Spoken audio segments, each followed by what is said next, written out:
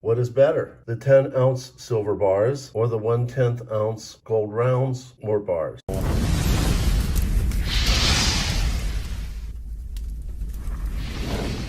What's up, everyone? Tiger Stacker here. Prices of everything's going up, and maybe even more so because of tariffs. So not every one of us can afford a 1-ounce gold coin. But what will you do if you have only approximately $300 plus or minus? What is better, the 10-ounce silver bars or the 1/10 ounce gold rounds or bars?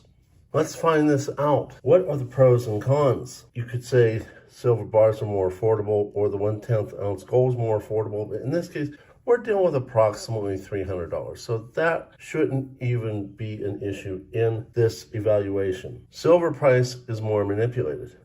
Gold prices are less manipulated. And in my case, when I had sepsis and was out of work for 2 months healing, I looked at the volatility of silver and its extremely slow total gain in price versus the gain in price of gold with very little volatility. Knowing that I would try to buy back what I had sold, it was my belief to sell the silver and I might have a better chance to buy back at a similar price to what I sold. And that's exactly what happened. Maybe a little bit more, maybe a little bit less. So in that case, the silver was a better buy. You can also use the gold-silver ratio, which is anywhere between 80s to 90s in current day, which makes silver a better buy. Silver weighs more, gold weighs less, which I will revisit here in a little bit. But if you want to bug out to have the same value of silver, you have to carry more weight, where gold, not as much.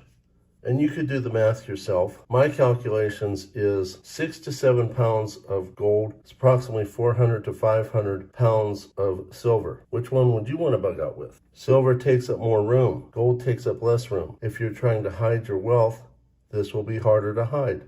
This will be easier to hide. As I had mentioned, there is more volatility with silver and less volatility with gold. Now let's talk about the price. As you see, I label everything. When I bought it, where I bought it, and how much it cost me. These are all different times, but we can use math to make it apples to apples. I bought this from local silver mint on this date at this price. When you look at the price that I bought it on this date, spot price was here. This was the difference, and you divide it by the spot price, and it was 13.10% premium. Not so bad. It was under 20%. The American Gold Eagle. We're not going to deal with this date yet. I did math on the purchase of today, which is February 6th, 2025. And based upon that, the price of a 1/10 ounce gold eagle is on the average $323 and change. Divided by the spot price currently is $36. Divided that by the spot price again is 12.51% premium. Not that much difference compared to a 1-ounce gold eagle on today's rates. This is the price minus the spot price. For the difference divided by the spot price is 4.5%. The downside is, do you have $3,000 to spend on 1 ounce of gold? That's not the purpose of this video. The purpose of this video is if you have approximately $300 plus or minus. So how does that compare to the past?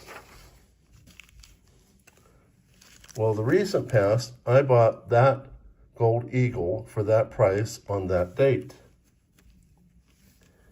And when you look at that date, that price, that was the spot price on that date. The difference divided by the spot price is 12.02% premium. Not a whole lot of difference. What about this kangaroo 1/10?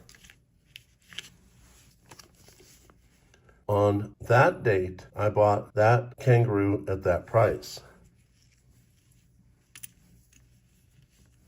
So if you take the kangaroo bought on that date, that was the purchase price minus the spot price, with that difference divided by the spot price was 18.45%. Was even worse, meaning that the premiums were even higher then. So in my mind, current day prices, the premiums of a 1/10 ounce gold, even gold eagle, is about the same premium as a 1/10 ounce silver bar. Now that will vary depending on if you get a good deal or not, but we're talking in the general.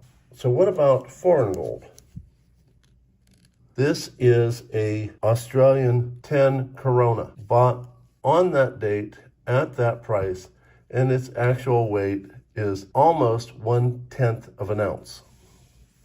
So you take the purchase price, divide it into the weight, and that is the amount of money per ounce. If it was a whole ounce, divided by 10 to make it 1/10 of an ounce, and you take that price minus the spot price of that day was $75.31, divided by the spot price, you had a 45.79% premium. What about pre-33, aka constitutional gold? That is the actual weight of this coin, and that was the price I paid for it, which was a really good price because it was bought at my pawn shop all in one. So when you take that dollar amount divided by the weight, this is the price per ounce on that date, and you divide that by 10 to get the price per 1/10 of an ounce.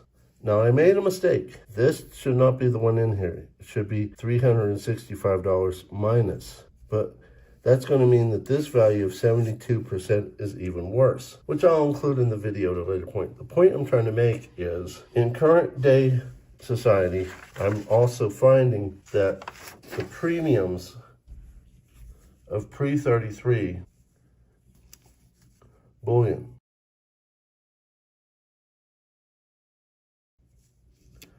maybe our government will have an over confiscation, maybe they won't. But I like collecting this as long as the price is approximately the same, if you're dealing with approximately $300. Now there is one last criteria which I have not conveyed to you yet. It also has to deal with weight. If you're being robbed and you have a 1/10 ounce gold coin, how much protection do you have? If you're being robbed and you have a 10-ounce bar and this guy is trying to take it from you, you can hit him with it. You have more protection with the silver.